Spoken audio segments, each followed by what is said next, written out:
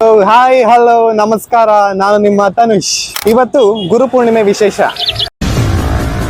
So Saibaba ದೇವಸ್ಥಾನಕ್ಕೆ ಹೋಗ್ತಾ ಇದೀವಿ ಇವಾಗ. ಸೊ ಎಲ್ಲಿದ್ದೀನಿ ನಾನು?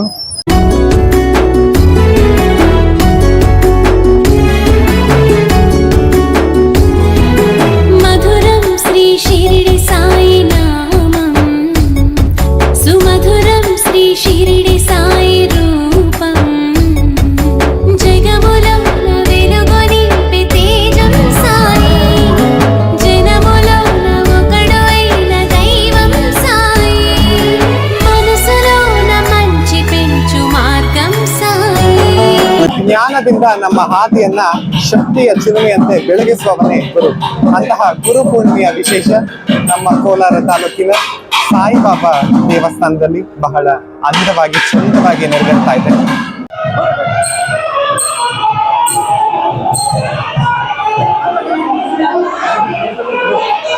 ಗುರುಗಳೆಂದರೆ ಮನೆಯೊಳಗಿನ ಹೆತ್ತವರು ಅಲ್ವಾ, ಮನೆ ಹೊರಗಿನ ಹೊತ್ತವರು, ಅಕ್ಷರ ಕಲಿಸಿದ ಅಧ್ಯಾಪಕರು, ಊರೊಳಗಿನ ಹಿರಿಯರು, ಮಾರ್ಗದರ್ಶನ ಮಾಡಿದಂತಹ ಮಹನೀಯರು. ಇಂತಹ ಎಲ್ಲ ಗುರುಗಳಿಗೆ ಗುರು ಪೂರ್ಣಿಮೆಯ ಹಾರ್ದಿಕ ಶುಭಾಶಯಗಳು. ನೋಡಿದ್ರಲ್ವಾ ಸಾಯಿನಾಥನ ವಿಶೇಷವಾದಂತಹ ದರ್ಶನ ಎಷ್ಟು ಚೆನ್ನಾಗಿತ್ತು. ಸೊ ನಾವಂತೂ ಸಖತ್ತಾಗಿ ಪ್ರಸಾದ ತಿಂದ್ವಿ. ಪ್ರಸಾದ ತಿಂದು ಈಗ ನಮ್ಮ ಅಜ್ಜಿಗೂ ಸ್ವಲ್ಪ ತಗೊಂಡು ಹೋಗ್ತಾ ಇದೀವಿ.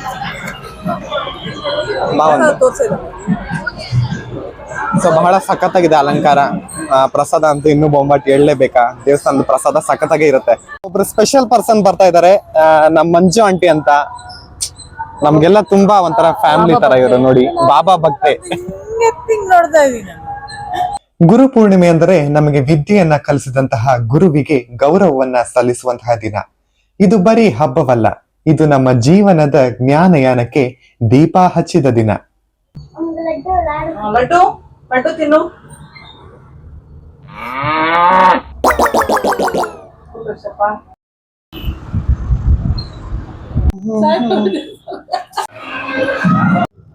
ಮನೇಲಿ ಆಡ್ಬೇಕ.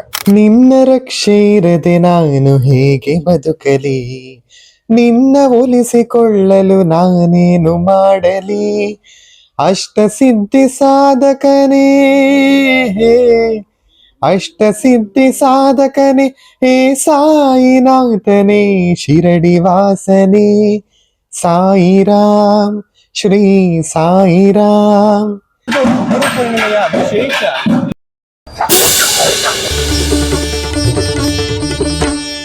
ಓಂ ಸಾಯಿ ಗಜವದನ, ಓಂ ಸಾಯಿ ಗಣನಾಥ, ಓಂ ಸಾಯಿ ಶಸುತ, ಓಂ ಸಾಯಿ ಬಾಬನುತ.